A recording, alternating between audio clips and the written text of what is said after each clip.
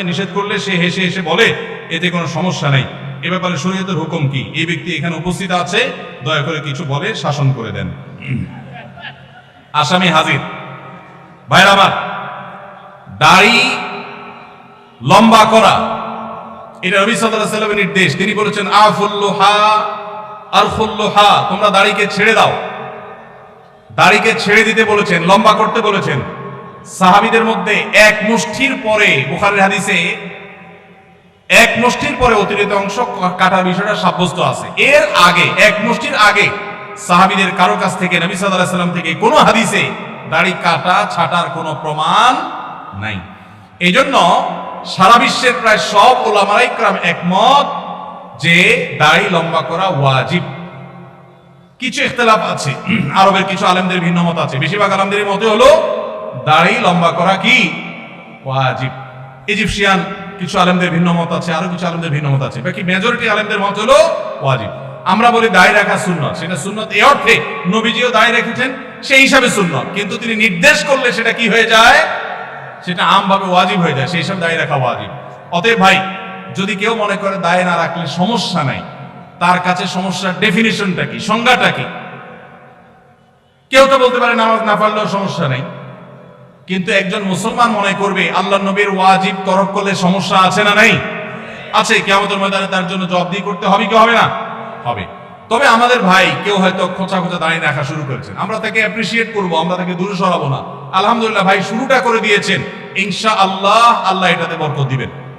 আমরা তাকে এটাকে লম্বা করার জন্য নসিহা করব। তবে সেই সাথে এটাও আমাদের মাথায় রাখতে হবে, দাড়ির চাইতে অনেক ইম্পর্টেন্ট নির্দেশ আছে আল্লাহর, যেগুলো আমরা অহরহ লঙ্ঘন করি। আছে না নেই? এটা শুনে আবার বেদাড়িয়াল একটু খুশি হয়ে গেছে, যাক আমাদের পক্ষে একটু আসলো।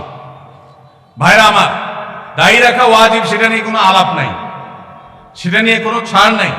কিন্তু পাশাপাশি আমাদের এটাও মাথায় রাখতে হবে যে আল্লাহর অন্যান্য ফরজ বিধানগুলো মানতে হবে। অনেকে লম্বা দাড়ি আছে, মুখ খারাপ করে, আছে না নাই? বাংলা একটা প্রবাদ আছে, হাজী সাহেবের মুখ খারাপ। কি বলে? হাজী সাহেবের মুখ খারাপ। এই লম্বা দাড়ি নিয়ে মুখ খারাপ করে কি করে না? এই লম্বা দাড়ি নিয়ে দোকানদার দেশি মশারি আর ইন্ডিয়ান মশারি মিশিয়ে দেশি মশারি তেলগুলো বিক্রি করে কি করে না? তাহলে দাড়ি আছে, তিনি ওয়াজিব আমল করেছেন, সবও পাবেন। কিন্তু যেই কাজটা করছেন ওইটা দাড়ি রেখে যে সব পাচ্ছেন তার চেয়ে অনেক বেশি ক্ষতি তিনি করছেন ওই কাজটা করে। ঠিক না ঠিক?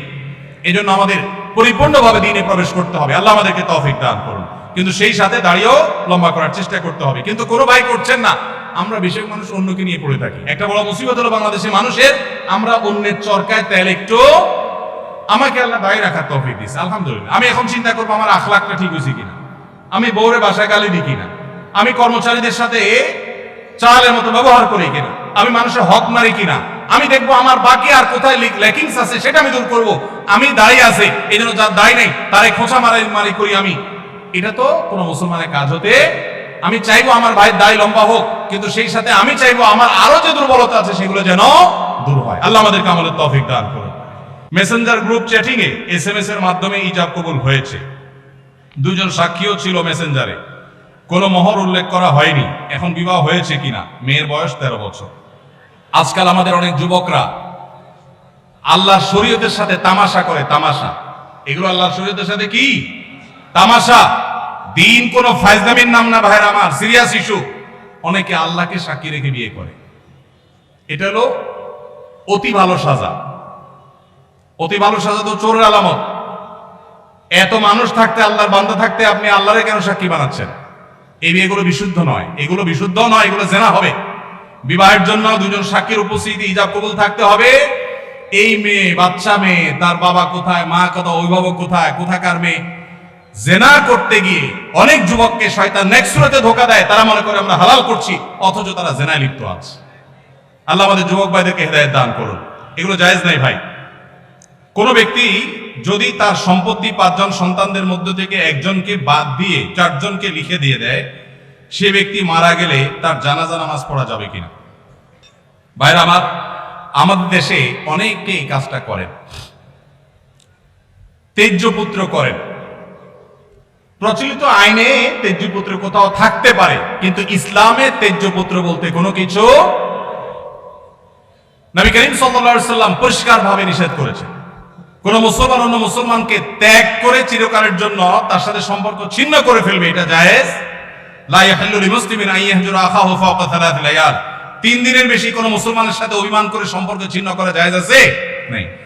এখন সন্তান খারাপ, যত খারাপ হোক, আপনি সন্তানকে তথাকথিত তেজ্য পুত্র করলেন, করে কোনো সম্পদ দিলেন না, বঞ্চিত করলেন, আল্লাহর কাঠগড়ার আসামি হবেন। আপনার ঘরে জন্মগ্রহণ করেছে, অতএব আল্লাহর কোরআনের মিরাসের আয়াতের নির্দেশের আলোকে এটা তার প্রাপ্য হক হয়ে গেছে। হ্যাঁ, সে যদি মুরতাদ হয়ে যায়, ইসলাম থেকে খারিজ হয়ে যায়, তাহলে সেটা মানে আমিনাল ইরফ, বা সে পরিত্যক্ত সম্পদ থেকে বঞ্চিত হবে। কিন্তু মুসলমান আছে, আপনার কথা শুনে না, আপনার খায় খেদমত করে নাই, আপনি সে অজুহাতে তাকে কিছু দিলেন না, বাকি সন্তানদেরকে দিয়ে দিলেন, আল্লাহর কাঠগড়ায় আসামি হতে হবে, জায়েজ হবে না।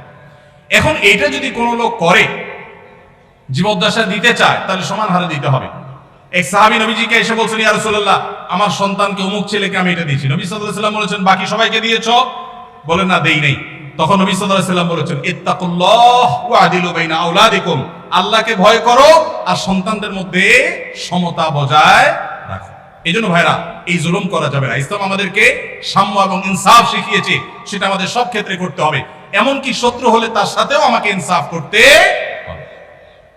আমাদের কষ্ট হয়, আমার সাথে কারো শত্রুতা আছে, সে আমার সাথে শত্রুতা করে, কিন্তু তার বেলায় কোনো সাক্ষ্য দেওয়ার প্রশ্ন আসলে আমি সত্য সাক্ষ্য দিলে তার পক্ষে যায়, আমাদের দিতে মন চায় না। কিন্তু এই দেওয়াটাই হলো ঈমানের দাবি। আল্লাহ বলেছেন, ওয়ালা ইয়াজরিমান্নাকুম শানাআনু কওমিন আলা আল্লাহ তা'দিলু ই'দিলু হুয়া আকরাবু লিত-তাকওয়া। কারোর সাথে শত্রুতা আছে দেখে আপনি ইনসাফ করবেন না, এটা জায়েজ আছে? এজন্য বাবাজিরা সাবধান, সন্তান সন্ততিদের মধ্যে কোন প্রকার হেরফের করবেন না, এটা জায়েজ নাই। সেই সন্তান যদি খারাপ হয়, সে আল্লাহর কাছে দায়ী হবে, ভিন্ন কথা। তো আপনি তাকে সম্পদ থেকে বঞ্চিত করতে, হ্যাঁ, যেটা আপনি করতে পারেন, একটা সন্তান নেককার, মাদ্রাসায় পড়ে, দিনদার, ওকে একটু সম্পদ বাড়ায় দিলেন তার দিনদারিতার কারণে, সেটা জায়েজ আছে।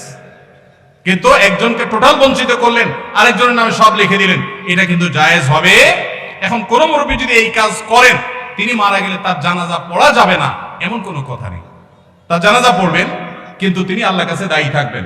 সন্তানদের কর্তব্য হলো, বাবা যাকে বঞ্চিত করছে আমাদের ভাগ থেকে তাকে দিয়ে আমরা ব্যালেন্স করে ফেলবো। তাহলে আশা করা যায় আল্লাহ তাআলা বাবাকে হয়তো